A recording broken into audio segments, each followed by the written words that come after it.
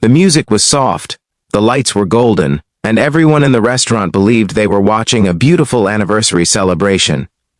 But the moment my fingers touched my ex-husband's hand on the dance floor, I unknowingly destroyed my marriage. What hurts the most isn't the mistake itself, it's the smile my husband gave me before he walked away forever. Before we begin, if you believe in kindness, forgiveness, and second chances in life, take a moment to like this video, share it with someone who values love, and subscribe to the channel. And tell us in the comments where you're watching from. It truly means the world to us. The night it happened was supposed to be one of the happiest evenings of my life. My husband Jonathan had spent weeks planning our 5th wedding anniversary. He booked a small, elegant restaurant in Charleston, South Carolina, one of those places with candlelit tables, a quiet pianist in the corner, and soft laughter filling the air. Jonathan had always been thoughtful like that.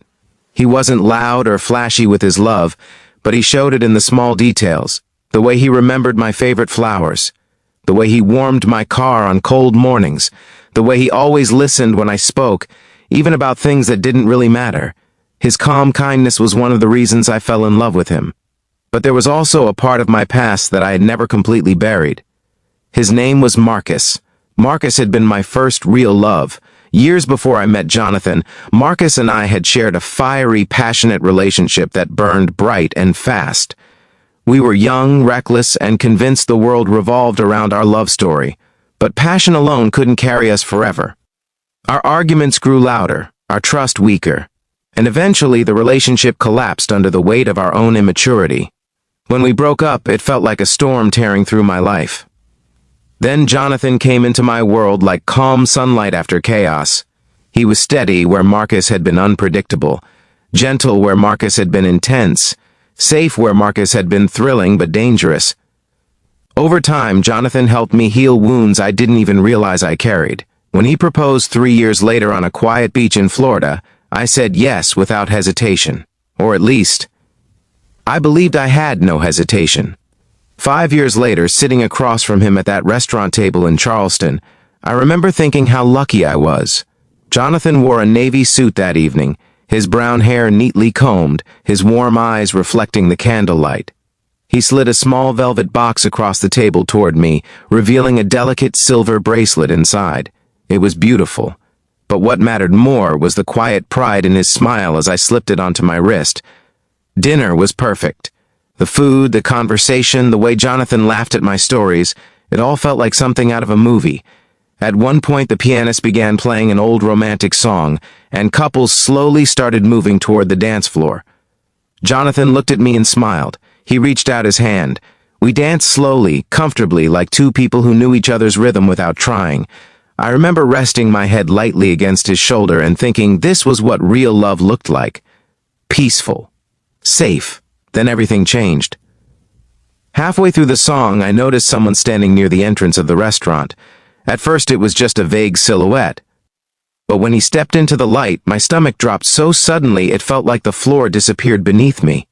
Marcus. I hadn't seen him in nearly 7 years. He looked older, of course, his hair slightly shorter, a bit of gray near his temples. But the familiar spark in his eyes was unmistakable. For a moment, the entire room seemed to blur around me. Jonathan noticed my sudden stillness and gently turned to see what had caught my attention.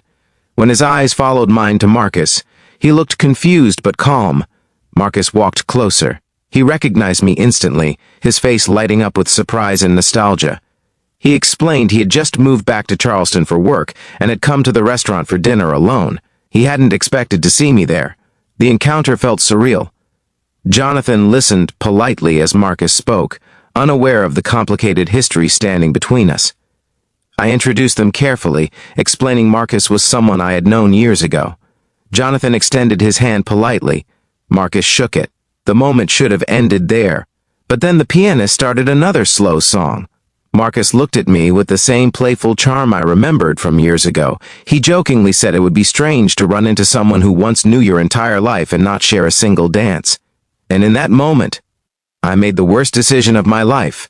Maybe it was nostalgia, maybe curiosity, maybe a foolish desire to prove that my past no longer had power over me. Whatever the reason, I said yes.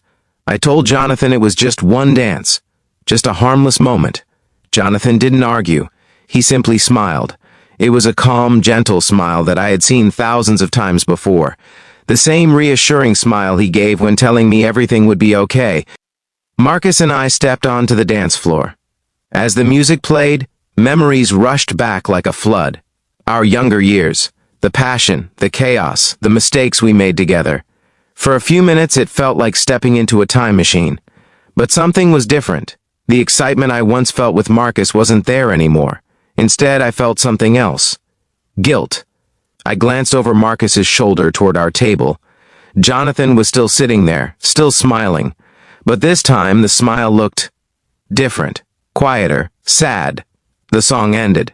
Marcus thanked me for the dance and returned to his table. I hurried back to Jonathan, suddenly desperate to reassure him that it meant nothing, that it was just a moment of nostalgia, that my heart belonged to him. But the chair across from me was empty. Jonathan was gone. At first I thought he had stepped outside or gone to the restroom. I waited a few minutes, trying to calm the strange knot forming in my chest. 10 minutes passed, then 20. The waiter eventually approached with a small folded note Jonathan had left behind. My hands trembled as I opened it. The handwriting was unmistakably his. He wrote that he loved me more than words could ever explain, that the past wasn't something he feared, because everyone had one.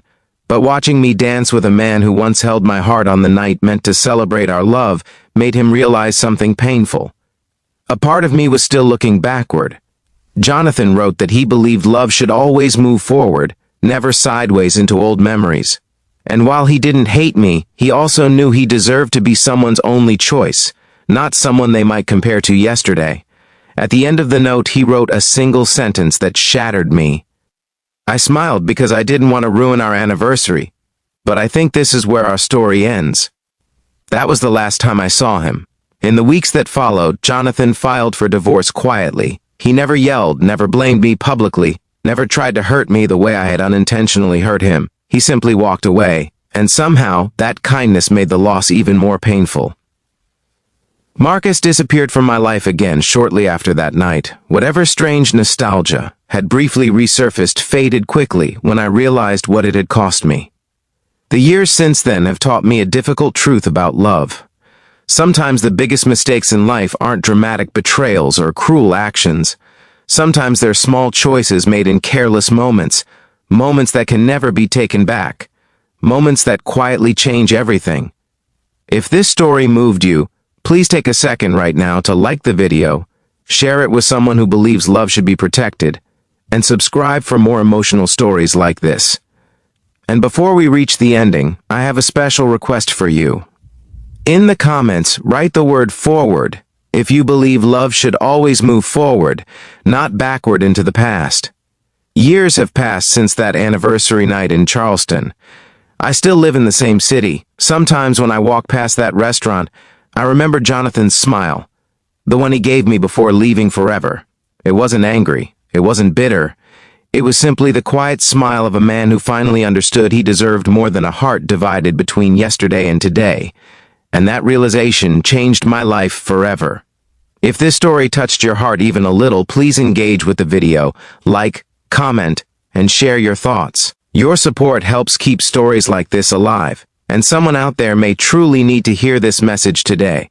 Because love, when it's real, deserves to be someone's first choice, not their second thought.